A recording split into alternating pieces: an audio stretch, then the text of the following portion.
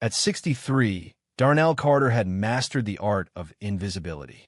A black veteran who mentored troubled teens, tended his garden, and kept his nightmares to himself. But when government agents stormed his home and tossed his wife, Angela, right in front of him, invisibility wasn't an option anymore. "I have the Omega file," he said. 5 words that shifted the entire operation. The agents froze. Orders came down in their earpieces. And just like that, they backed off. Not because they respected him, because they feared what he knew. That USB drive buried under his floorboards didn't just contain secrets from another war. It held proof that the same government he once served had authorized human experimentation on U.S. soil. And not in the past now. Darnell didn't ask to be a whistleblower, but they made him one the moment they heard his wife. Most mornings, Darnell woke before the sun. Not because he had anywhere to be, but because his body still operated on military time. The ache in his knee, a souvenir from his last tour, was always the first to greet him. He shuffled into the kitchen, the floorboards creaking beneath his slippers, and started the coffee pot. Routine gave him peace. Structure kept the nightmares away. Outside, his tomato plants were coming in strong. Angela always said gardening helped heal the parts therapy couldn't reach. She wasn't wrong. By the time Angela joined him, robe wrapped tight, smile soft, and knowing already checked the soil and hummed half of a Sam Cooke song under his breath. They shared breakfast like they always did. Quiet, familiar, until she mentioned the black SUV. "Third day in a row," she said, nodding toward the window. Same vehicle, same tinted windows. Parked just far enough not to draw attention, but close enough to make its point. "Could be a neighbor," Darnell offered, not believing it for a second. Angela didn't reply, just sipped her coffee and watched. Later, at the community center, Darnell ran his mentorship session with the usual group of teens. Most were court-mandated. Some came on their own. He wasn't there to fix them, just to listen, to show up, to be a steady presence in a world that usually wasn't. One of them, Andre, had started documenting the group's journey. Called it his living history project. Always carried that camera like it was part of him. That day, he stayed after everyone else left. "Mister, see," he said, "I think I caught something on film. That SUV? It followed me here, too." Darnell didn't flinch. He just nodded. "Keep your footage safe. Triple backed up. Offline if you can." That night, Darnell drove out to Lou's Diner, met with Martin Geller, a civil rights attorney he trusted. Martin didn't sugarcoat it. "You're on a list. That class action you helped organize against the DOD, it shook some cages. But it's not just about the lawsuit anymore. They think you have something. Something real." Darnell didn't deny it.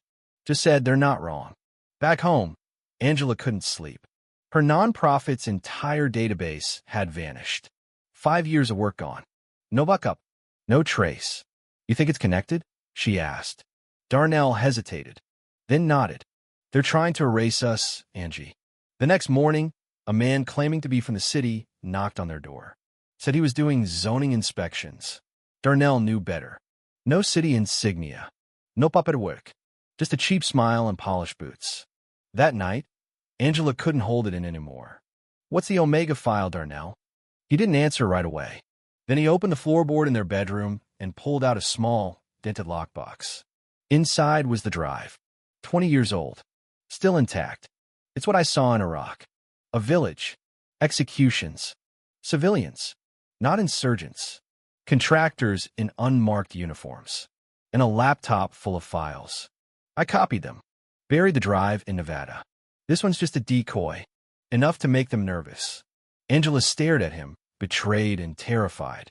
"And you never told me?" "I was trying to protect you. But maybe that was just fear pretending to be love." Then came the raid. For Colin, 17 a.m. boots on grass, synchronized, methodical. Darnell had felt that rhythm before. Not random thugs. Professionals. Flashbangs. Smoke. Shouts. Angela screaming. He couldn't reach her in time. She stumbled onto the porch, disoriented. A young officer panicked. Out of his depth tased her. Her body convulsed and dropped hard. Darnell charged, rage overtaking logic. And then 5 words. "I have the Omega file." Silence. Then confusion. Then retreat. Paramedics were called. No arrests. Angela was loaded into an ambulance. Darnell rode with her, her hand cold in his. She was alive. Barely. At the hospital, they separated them. Gave him the runaround.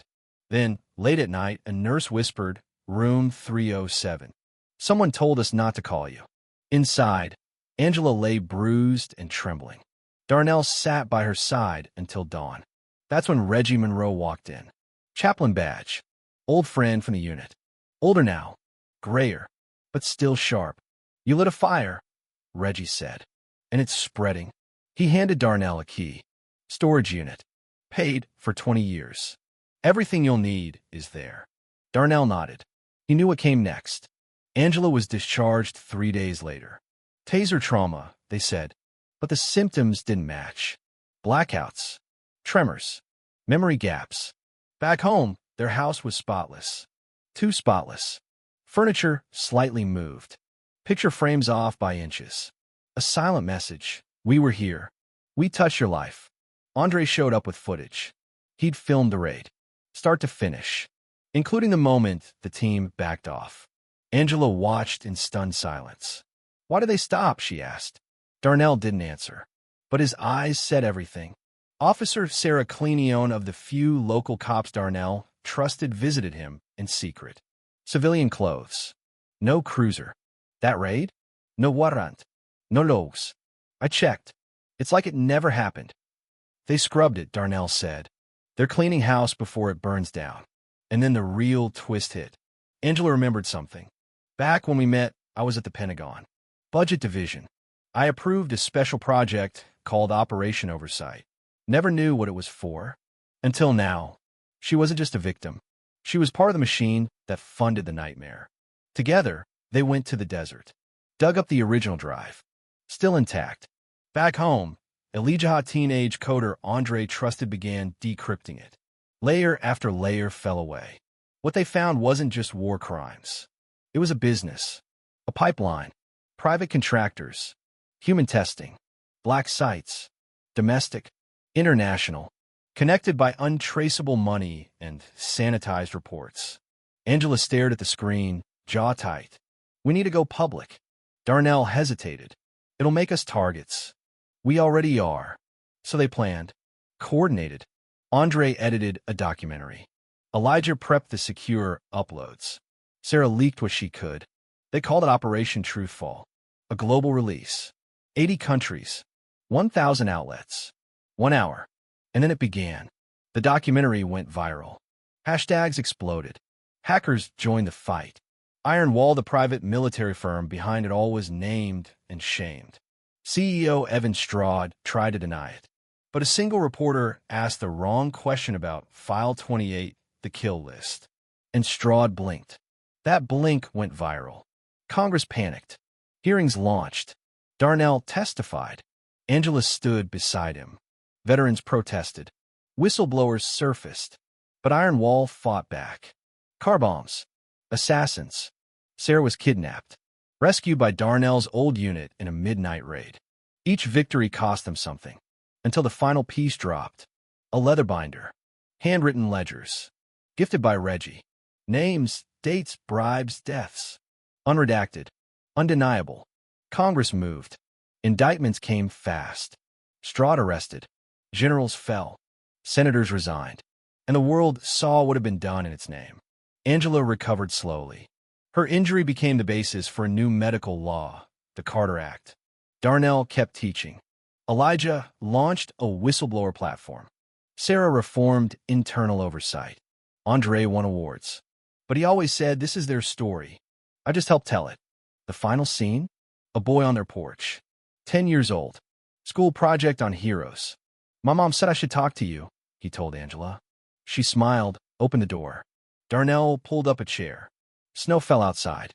The healing garden lay quiet under frost. And deep in the garage, the Omega file sat in a fireproof box. Not destroyed.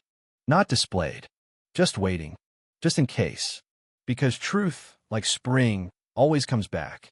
Now, let me ask you something. If you had evidence that could unravel everything, would you stay silent? Or would you risk everything for justice? Comment below. Let's talk about what courage really looks like.